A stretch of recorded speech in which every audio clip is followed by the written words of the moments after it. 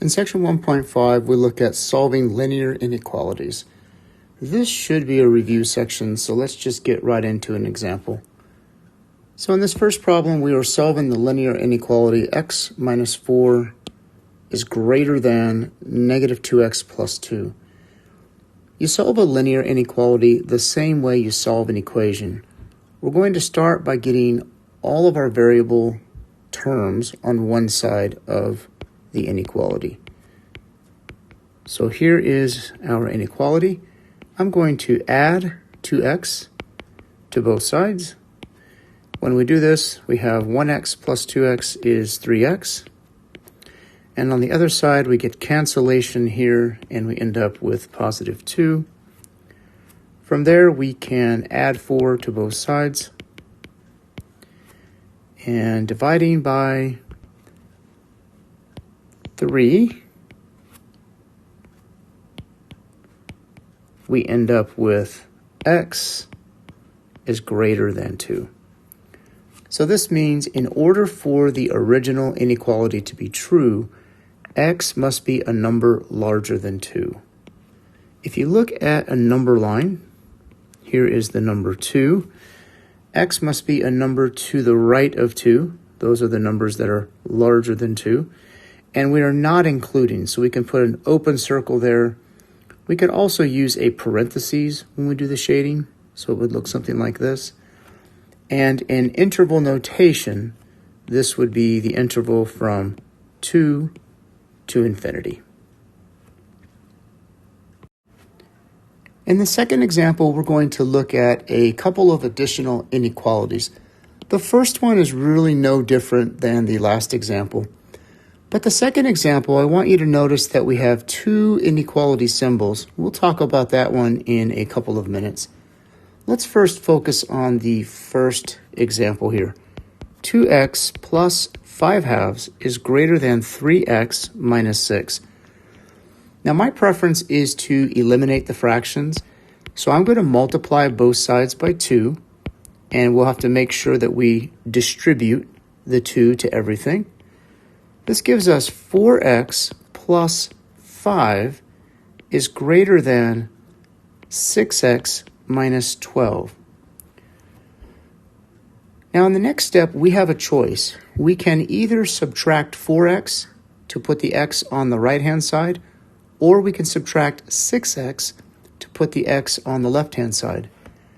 Now many times I would prefer to keep my x's positive, which would mean that I would subtract 4x. However, in this case, I recommend that we don't do that. Instead, what I'm going to do is subtract 6x from both sides because I want to get all of my variables on the left side. So 4x minus 6x is negative 2x. Plus 5 comes down. These cancel out. And we have greater than negative 12. Next step is to subtract 5 from both sides. And when we do this, we get negative 2x is greater than negative 17. And the last step, and also the most important step, is to isolate the x, which means we need to divide both sides by negative 2.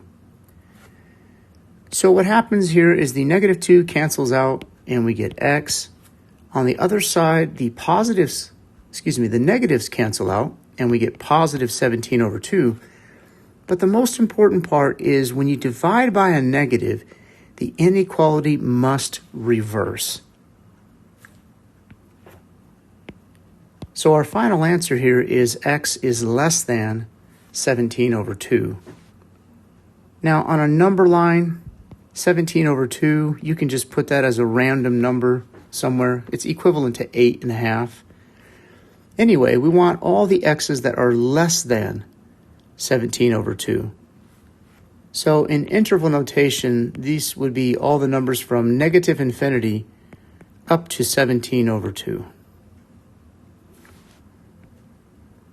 All right, so just to recap, the important thing here is anytime you multiply or divide by a negative number, the inequality must reverse in the next step. Let's take a look at the other problem. So here we have what is called a compound inequality. We have negative 4 is less than or equal to 3x minus 2. And then it says that is also less than 7. So what it means is negative 4 is less than or equal to 3x minus 2, and 3x minus 2 is less than 7. So what you would do to solve this if you had two separate inequalities is you would just get the x by itself. So I want you to notice that in the first inequality here, what you would do is add 2 to both sides. And in the second inequality, you would also add 2 to both sides. So rather than writing all of this, what I want you to see is that up above here, all I have to do to solve for x is just add 2 to all 3 parts. So this is kind of a shortcut. So let's take it from there. So when we add 2 to negative 4, we get negative 2. Adding 2 here, this cancels out, and we get 3x. And adding 2 to 7, we get 9. And now all I need to do to solve this is divide by 3. Now I'll point out that I am dividing by positive 3, so there's no need to reverse these inequalities. So these cancel out, we get x in the middle. On the right-hand side, 9 divided by 3 is 3. And on the left-hand side, we have negative 2/3. So this is our answer. And what this means is that x must be a number that is less than 3, but also at the same time greater than or equal to negative 2/3. So on our number line, 3 is here, and negative 2/3 is here. So x has to be a number that is less than 3, which would be all of these numbers, but also greater than negative 2/3, which would be the numbers to the right of negative 2/3. So essentially what it means is x has to be between these two numbers. Now one other important detail is we are including negative 2/3 and we are not including 3. So that means in interval notation, this becomes negative 2/3 with a bracket up to 3 with a parentheses. Now let's take a look at an application. This one says Alicia has a total of $1,000 to spend on a new computer system. If the sales tax is 8%, what is the retail price range of computers that she should consider? Okay, so however much she spends has to be less than $1,000 or equal to $1,000. So the total money spent must be less than or equal to $1,000. Now let's let x equal the price of the computer. Now the total amount spent is going to be the price of the computer plus tax. Okay, this is equal to the total spent. Now the price of the computer we said was x. Tax is 8%. So that means the amount of tax that she will pay is 8% of the sale price. So it's going to be 0.08 multiplied by x. This is the total spent. Now we know that that total, x plus 0.08 times x, must be less than or equal to 1,000 according to our inequality from the beginning. So what we have here is 1x plus 0.08x, which is 1.08x, is less than or equal to 1,000. And now to solve this, we just need to divide both sides by 1.08. And if you divide 1,000 by 1.08, you get x is less than or equal to 925.9259, etc. So this means that x must be less than or equal to $925.93.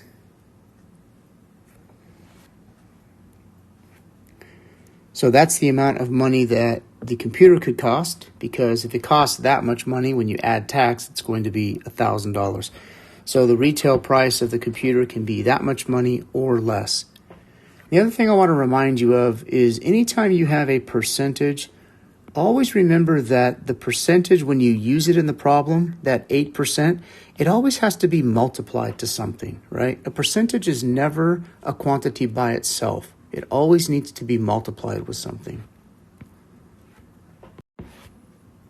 In our next example, it says T-Mobile offers 2 prepaid plans for their mobile phone customers.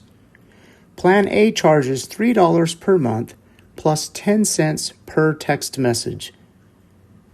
Plan B charges a flat rate of $45 per month and you get unlimited text messages. So what we want to do is express the monthly cost for Plan A in terms of the number of text messages and the monthly cost of Plan B in terms of the number of text messages. So let's let A equal the monthly cost of Plan A and B equals the monthly cost of Plan B. And we'll let X equal the number of text messages. So for Plan A, and this is part A of the problem, the monthly cost for Plan A is $3 per month. So it's going to be $3 plus you pay 10 cents per text message. So 10 cents is $0.10, and we're going to multiply that by the number of text messages. So this is 3 plus 0.10x. For Plan B, the monthly cost is $45. And notice that it's a flat rate, so it does not depend on how many text messages are sent. So it's a constant. It's $45 no matter what. And then for Part C, it says, how many text messages would you have to send or receive per month for Plan B to be cheaper than Plan A? So that means we need the monthly cost of Plan B to be less than the monthly cost of Plan A. So to solve this, B is 45, and that has to be less than A, which is 3 plus 0.10x. Subtracting 3 from both sides gives us 42 is less than 0.10x, and then dividing both sides by 0.10, 42 divided by 0.10 is 420, and on the other side, these cancel out, and we are left with x. Now this says 420 is less than x. That's the same as x is greater than 420.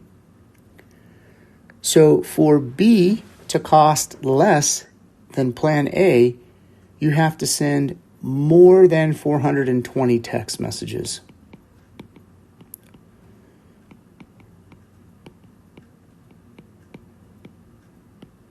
Now, since text messages are counted in whole numbers, that means you have to do 421 or more. Okay, so you can state the answer here in 2 different formats.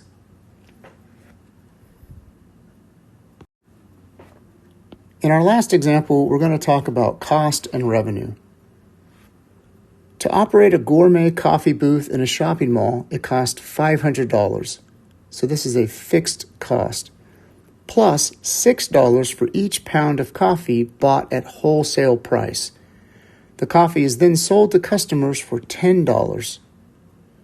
Find an expression for the operating cost of selling Q pounds of coffee. Okay, so Q is equal to the number of pounds of coffee. And we want the operating cost. We're going to call that C for cost. And your operating cost is, first of all, $500 no matter what. That's a fixed cost. Plus, it costs $6 per pound. So that's going to be $6 multiplied by the number of pounds that you buy. So if we leave off the dollar signs here, this is 500 plus 6Q.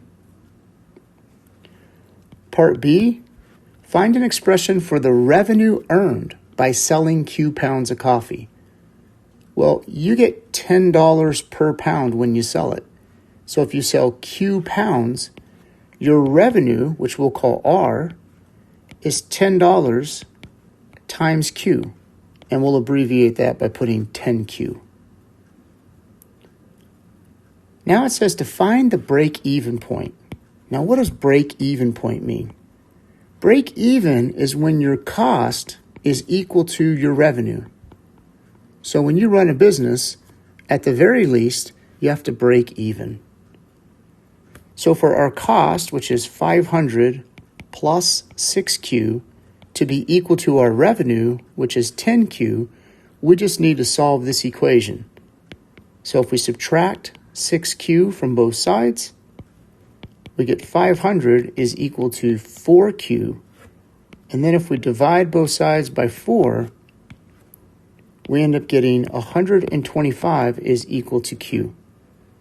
So the break-even point is 125 pounds of coffee. You have to sell that much just to break even. Now it asks, how many pounds of coffee must be sold for the revenue to be greater than the total cost? All right, well, let's write down what that means. Revenue greater than cost means R is greater than C. R is 10Q, and that needs to be greater than C, which is 500 plus 6Q. And now we're going to solve this by subtracting 6Q from both sides, and then dividing by 4. And this gives us Q is greater than 125. So for the revenue, which is the money you're bringing in, to be more than the cost, which is the money that you are paying out, the quantity of coffee that you must sell is greater than 125. So that means you must sell more than 125 pounds of coffee. Now, if you think about it, that makes sense, right? Because up above, we already determined that you have to sell 125 pounds to break even. So if you want to make money, you have to sell more than 125 pounds.